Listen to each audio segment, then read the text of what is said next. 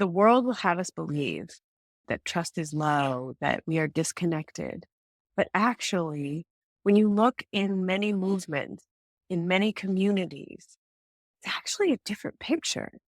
There's actually more trust than we give ourselves credit for.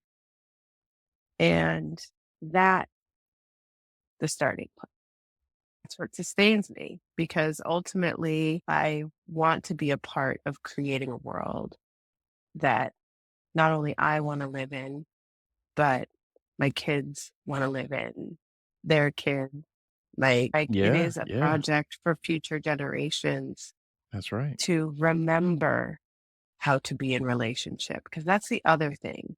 I think this is a sort of modern condition that we're in. I think that many indigenous cultures, many stories, not to say like the past is full of war too, but I do think if you think about the world pre-colonization and before living in harmony with nature, like actually naming our interconnectedness and and cooperative economies, I actually think this is more of a remembering project than anything else. Ooh, As a descendant of enslaved Africans, right? My family came from Nigeria and Sierra Leone, according to our ancestry.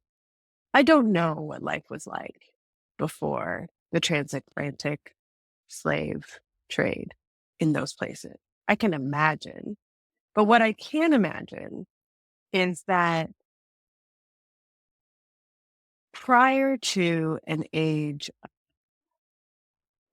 global colonization, global capitalism, white supremacy, and all the other systems of oppression that we see now,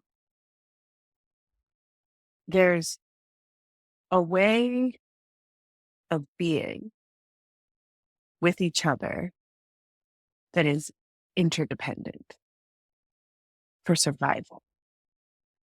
And I think that in that interdependence, and if you read about some of the early civilizations, Egyptian civilization and the Mayan civilization, we see profound technologies that have been developed around astronomy, around the pyramids, right? We see these incredible scientific advances mm, in these in many pre-colonial societies where people, of course, there was conflict, right? It wasn't, there's no such thing as no conflict, but where people figured out how to work together cooperatively in ways that are abundant, self sufficient, and cooperative. And I think that that memory is still inside of us, that the time that we've spent in these systems that have sought to disconnect us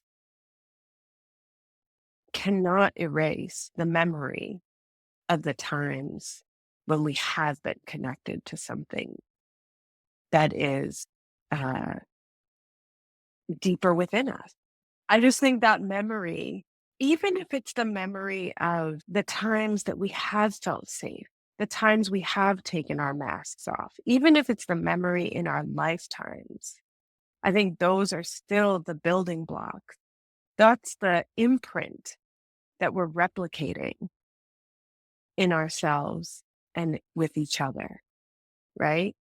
And I think that if we go back to our lineages, there are many examples of where trust has thrived.